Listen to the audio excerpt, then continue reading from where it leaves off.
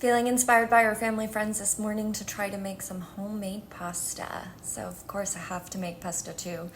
I'm gonna make a little video about the process and hopefully it's successful. So let's get started. I did go ahead and play it safe with this one and kind of use the more traditional semolina flour. I think the gluten is actually pretty important in having it bind and be malleable and resist breakage and boiling. So for our first time, I think let's just go ahead and do that. Have my eggs ready, have some water, some salt, and olive oil. And again, I'll post this recipe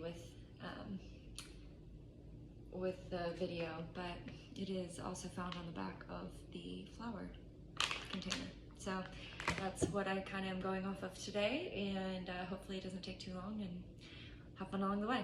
All right. So this is actually doing a little better than I expected. What I'm liking is that it's seeming to form one smooth, cohesive surface.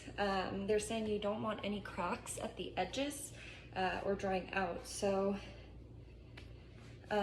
there's a little bit of fold action happening. Like if you look right there, you'll see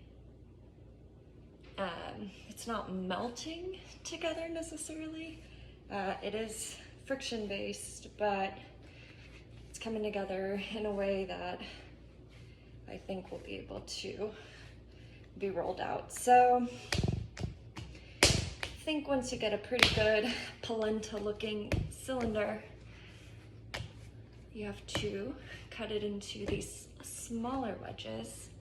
I'm just gonna kind of go through them one by one, and then I'll show you the first one and then just kind of take it from there and maybe show you a final of it all together. So you actually change it from that cylinder shape and you move it into something that looks like it could be rolled out into a long rectangle.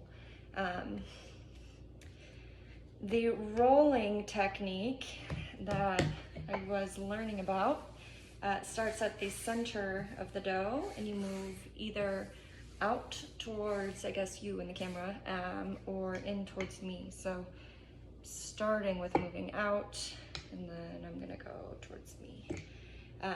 And you'll do this, a few times, and then fold it in half and do it again. And here we go.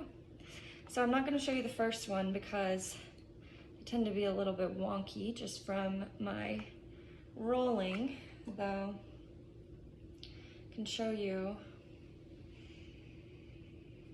it's really coming together nicely. It has elasticity to it and flexibility. Overall, very happy with how this batch is turning out. So this part I actually did not do in my first batch, but I'm gonna try now is doing a little bit more drying before boiling. What happened in the first batch is I made a nest, grouped it together, and it all stuck together. So some of the tips I came across are throw them in one at a time, which you can do right away, and then also allow for more drying time. So here I just have a standard little rack set up and just gonna let it do its thing.